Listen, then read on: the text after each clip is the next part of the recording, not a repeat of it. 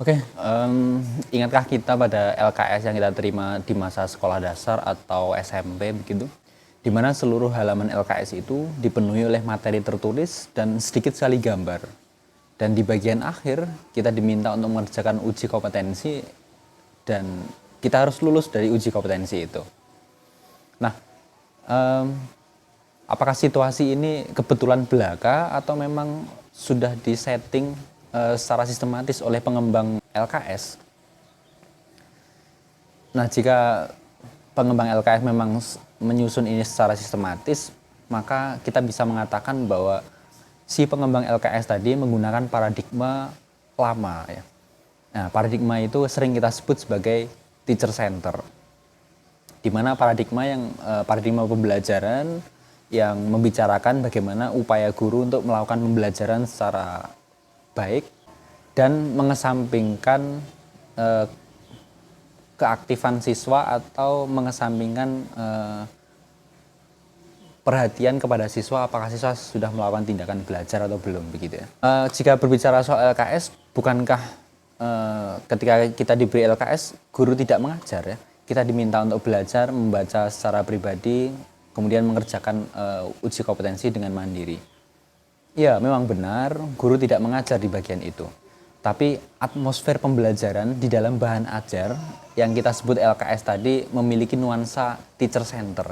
Ya, di mana nuansa teacher center ini menurut paradigma pembelajaran di era sekarang dikatakan tidak relevan ya, karena harusnya siswa dikembangkan untuk aktif mempelajari begitu.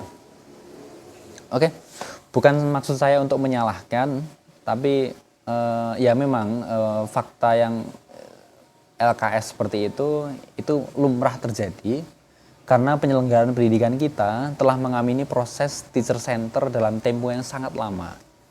Nah, jadi untuk meninggalkan nuansa itu saya kira sedikit susah ya. Kemudian mungkin ada yang relevan yang dikatakan oleh Rocky Gerung dalam wawancaranya dengan Gita Wirjawan di dalam channel YouTube begitu. Rocky Gerung mengatakan bahwa masyarakat kita cenderung mengamini atau sangat terikat sekali dengan sebuah sistem yang disebut feodal tadi. Bahkan Rocky Gerung bilang sistem feodal itu sudah mendarah daging gitu ya. Apa itu feodal? Nah, teman-teman bisa cek sendiri. Di mana sistem feodal ini saya rasa relate dengan apa yang saya katakan soal pembelajaran teacher center. Nah, hal ini mungkin terjadi dan menjadi sebuah kewajaran jika mempertimbangkan ide dari Jean Piaget tentang prior knowledge ya. Jadi menurut Jean Piaget, seseorang itu selalu memiliki prior knowledge. Dan prior knowledge ini mempengaruhi bagaimana aktivitas seseorang dari cara berpikirnya, apa yang disampaikan, sikapnya, dan tindakan secara konkret begitu. Sudah barang tentu apa yang tampak di lapangan atau apa yang tampak mata itu dipengaruhi oleh sesuatu yang ada di prior knowledge mereka.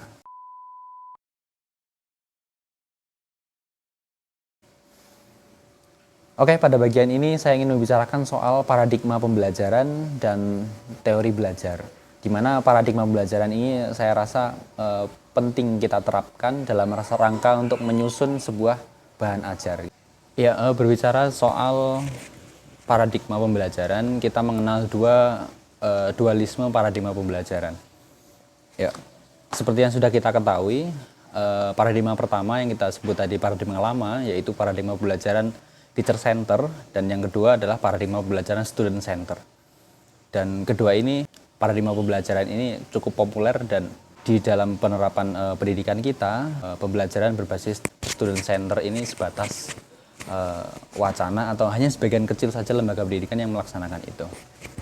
Nah, bagaimana cara kerja kedua paradigma pembelajaran ini? Kita mulai saja dengan memilih salah satu, misalnya teacher center ya. Kemudian kita bawa ide teacher center tersebut ke dalam bayangan kita mengenai situasi di dalam kelas. Nah, tujuan apa yang hendak dicapai, materi serta instruksi apa yang harus kita berikan kepada siswa, semua itu kita pikirkan dan kita eksekusi di lapangan. Poin pentingnya adalah guru menjadi inisiator bank data, norma Ya begitulah, dalam teacher center pusatnya ada pada guru, maka dari itu guru menjadi semacam bank data, kemudian inisiator pembelajaran dan norma yang hidup di dalam kelas, dan segalanya ada pada diri guru ya. Nah, jika merujuk pada konsep feodal ala Rocky Gerung tadi, hal ini sebenarnya menjadi kewajaran karena budaya kita adalah ketika menjadi siswa sudah sepatutnya menghormati guru, kemudian bersikap sopan kepada guru, dan pada posisi guru sudah sepatutnya guru menjadi subjek yang memiliki kualitas isi, ya. Maksud saya kompeten dalam banyak hal. Kenapa demikian? Karena ia akan dicontoh. Segala hal yang melekat pada diri guru akan menjadi contoh, inisiator, bank data, norma hidup. Karena diri guru adalah pribadi yang digugu dan ditiru itu. Jika merujuk pada konsepsi feodal ala Rocky, tapi sebenarnya ada banyak narasi yang menempatkan guru sebagai posisi mulia, ya, termasuk agama kita. Bagaimana dengan student center? Saya tidak tahu secara pasti apa yang melatar belakangi naiknya konsepsi student center ini. Namun ada beberapa hal yang perlu kita garis bawahi.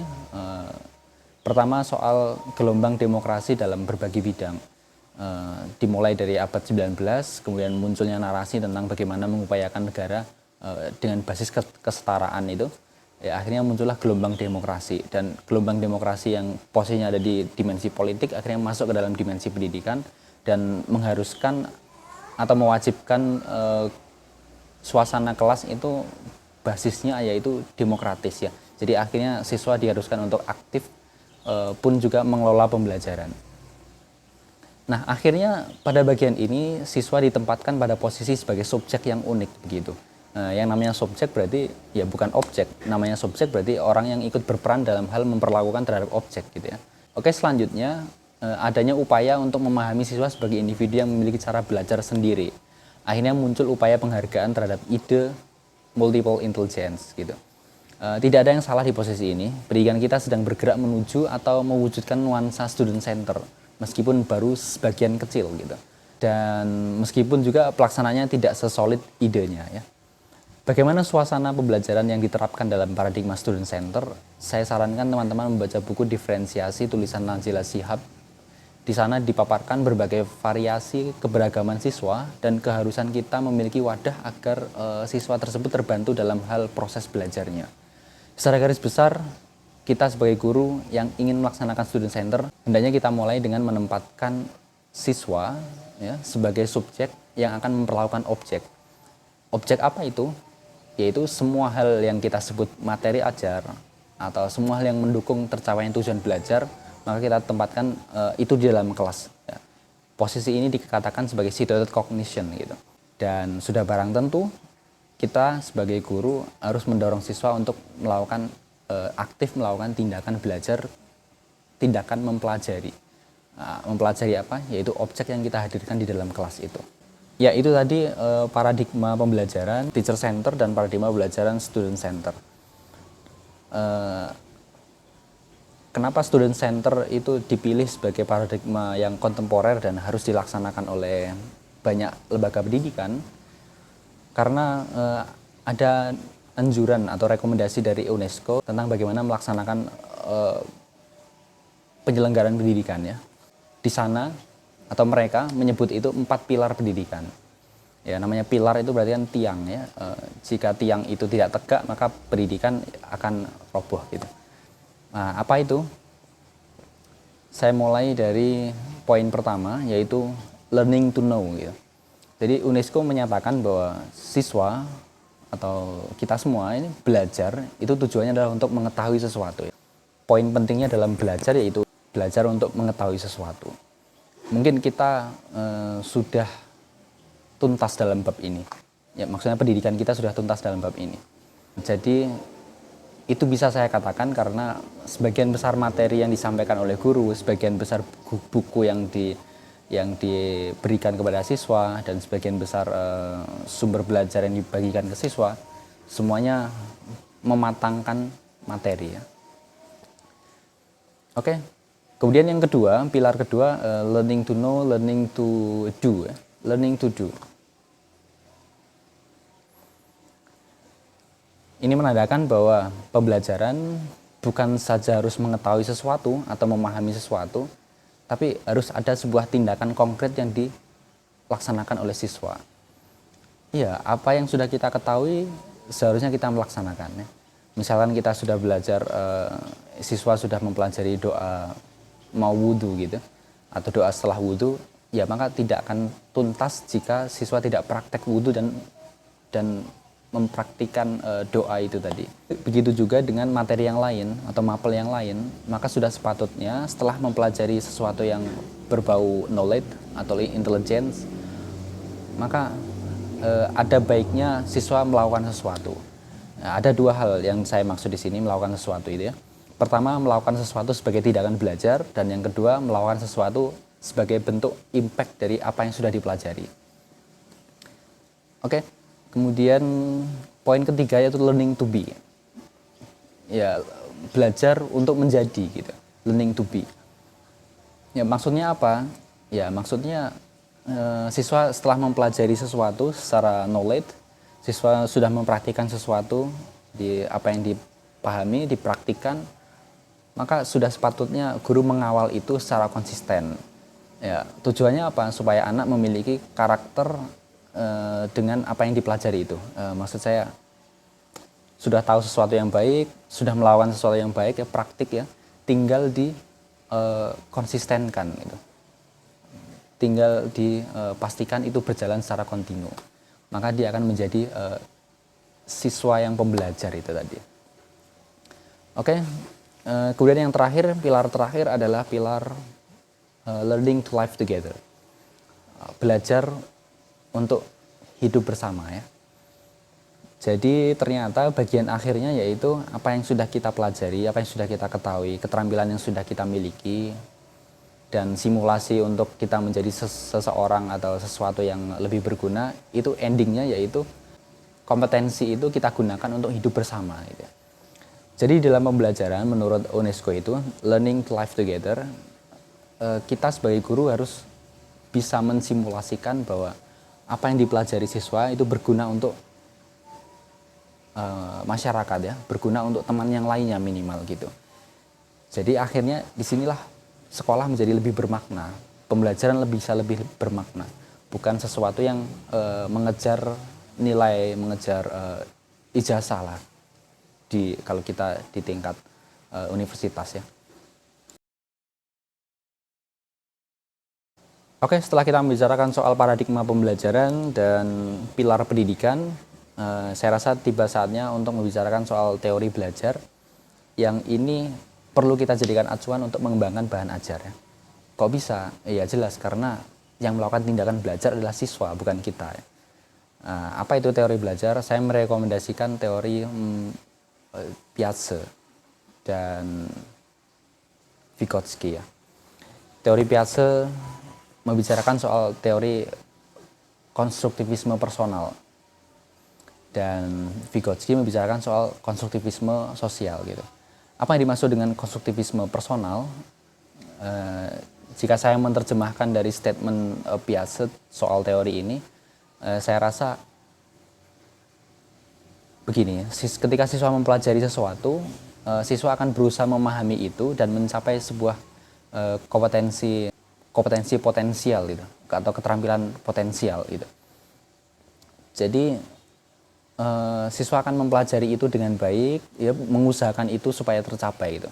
Nah, pada bagian inilah kita sebut sebagai konstruktivisme personal, karena dia berusaha mempelajari itu, berusaha mengembangkan kapasitasnya secara mandiri, dan berusaha ya memenuhi kebutuhan belajarnya secara mandiri. Maka disebut konstruktivisme personal.